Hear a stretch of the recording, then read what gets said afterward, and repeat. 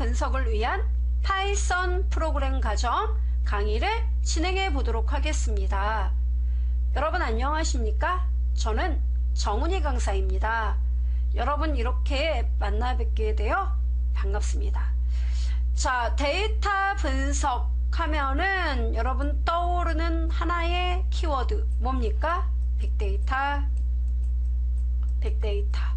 빅데이터 하면 뭐가 떠올라요, 여러분? 데이터 마이닝? 예, 마이닝도 떠올라야죠. 또 네, 요새 또 화두가 되고 있는 단어 머신 러닝, 또 딥 러닝 이런 애가 떠올라야 돼요.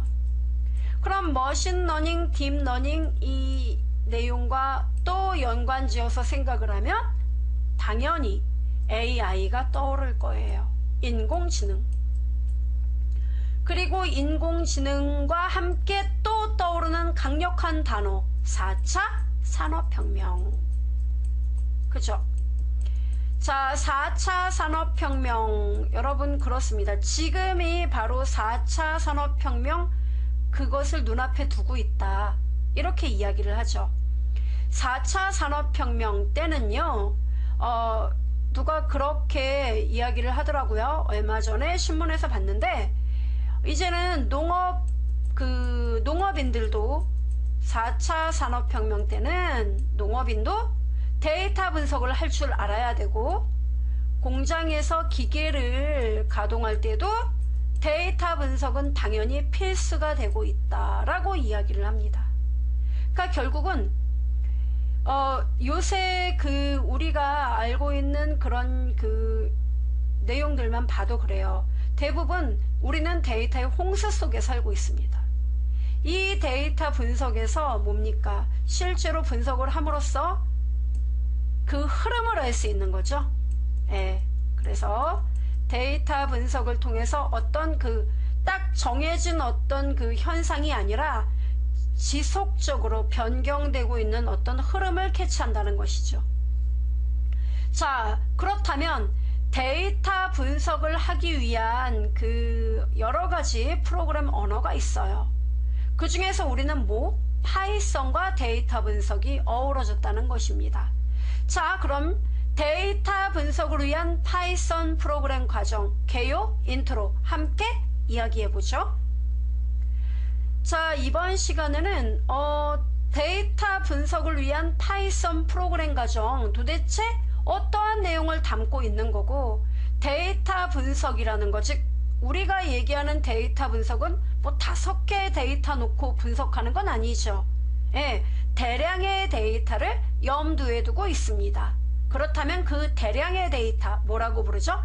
빅데이터. 빅데이터의 기본적인 개요는 알아야겠죠? 자, 함께 알아보는 시간 가져보죠. 먼저 여러분께서 공부했던 파이썬. 참고로 제가 한 10초 전에 먼저 말씀드렸어야 하죠. 지금 제가 강의하는 데이터 분석을 위한 파이썬 프로그램은 완전히 파이썬 하나도 몰라요. 이런 분은 조금 곤란하세요. 파이썬의 기초 문법은 알고 계셔야 됩니다.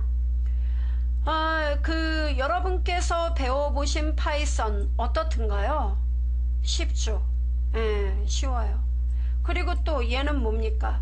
네, 바로 인터랙티브형 모드에서 동작하더라 이겁니다. 즉 여러분이 어떤 명령어 하나를 입력하고 하다못해 프린트 3 더하기 5 이렇게 입력하고 엔터를 쳐도 답이 8이 나오더라 이겁니다. 뭡니까? 이거는 인터프리터형 언어다 이겁니다.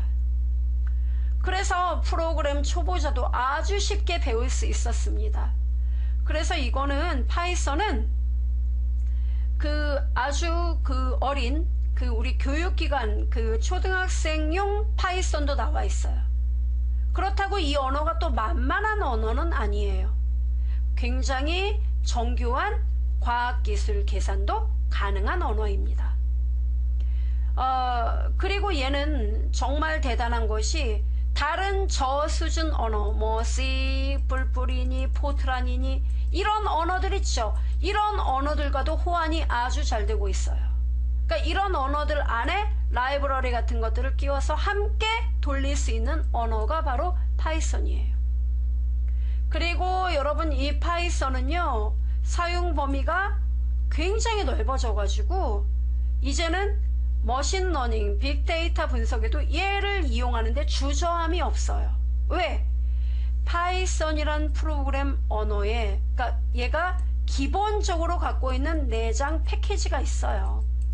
근데 이 파이썬이 강력한 건 뭡니까? 네, 바로 이거죠. 데이터 분석을 할 수 있도록 하는 다른 여러 개의 패키지가 계속 속속들이 개발되고 있단 말이죠.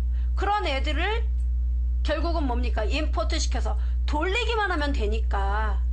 네, 그러니까 파이썬의 사용 그 능력이 나날이 계속 진화하고 발전하고 그만큼 많이 사용하게 되는 것이죠. 그래서 여러분 파이썬 프로그램 언어는요, 그 뭡니까? 그 레벨 탑3 안에도 얘가 들어가죠. 예, 파이썬으로 개발한 그 개발자가 점점 늘어나고 있는 추세입니다. 그런데 이제 이런 질문들을 하실 겁니다. 파이썬은 인터프리터형 언어라서 속도가 좀 느리다고 들었습니다. 자바나 이런 다른 언어에 비해서 느린데 빅데이터는 딱 듣기에도 데이터 용량이 큰 것인데요. 그런 그 큰 데이터를 분석하는데도 과연 파이썬이 유리하다고 말할 수 있을까요? 하고 반문을 하실 수 있어요. 사실 맞는 말이에요. 파이썬은 그 CPU의 용량을 극대화하면서 동시다발적으로 그 어떤 그 동시다발적 클러스터에 동시다발적 멀티스레드 이런 데 적합한 언어는 절대로 아니에요. 예, 어떤 그 데이터를 실시간으로 마구마구 뿌려줘야 하는 이런 용도에는 적합하지 않다는 거죠. 그런 용도에는 차라리 조금 더 빠른 그러한 언어들을 사용해야겠죠. 근데 여러분 실제로 우리가 이제 분석을 하다 보면 그 빅데이터를 처리하는 데 있어서 꼭 실시간의 응답만 필요한 건 아니에요. 예, 분석을 하다 보면 어느 시점에서 그것을 실제로 어떤 특정한 데이터가 그 모인 내용을 토대로 어떤 결과를 일정 시간대별로 알려줘야 할 때는 오히려 그 이러한 그 실시간 데이터보다는 그냥 하나의 단일 클러스터 환경에서 돌리는 것이 낫다는 것이죠. 잘 이해가 안 되시겠죠? 자, 일단 빅데이터의 각각의 구성 요소 3요소가 있어요. 자, 그 이야기를 하면서 좀 알아보자고요. 일단 빅데이터라는 것은 그 데이터의 규모에 초점을 맞췄다는 얘기입니다. 그래서 기존 데이터베이스 관리 도구의 데이터 수집, 저장, 관리, 분석 이런 역량을 넘어섰다는 거죠. 그러니까 기존의 데이터베이스는 관계형 데이터베이스로 그 데이터를 테이블에 저장하고 거기서 필요한 거 쿼리를 만들고 필요하다면 조인하고 이런 식으로 작업을 했었는데 이제는 그 범위를 넘어섰다는 거죠. 특히 그 웹에서 여러분 쏟아지는 수많은 사진들, 동영상들, 음악 이런 비정형 데이터들이 굉장히 많아지고 얘네들을 저장하고 얘들 간의 어떤 연관성을 찾아야 되거든요. 네, 그런 데서 기존의 관계형 데이터베이스는 한계 상황이 있다는 것이죠. 그 다음에 업무 수행 방식에 초점을 맞췄습니다. 그러니까 다양한 종류의 대규모 데이터로부터 조금 더 경제적인 비용으로 가치를 추출하고 데이터의 신속한 수집, 발굴, 분석을 지원하도록 고안된 차세대 기술 및 아키텍처, 이것이 바로 빅데이터 기술이에요.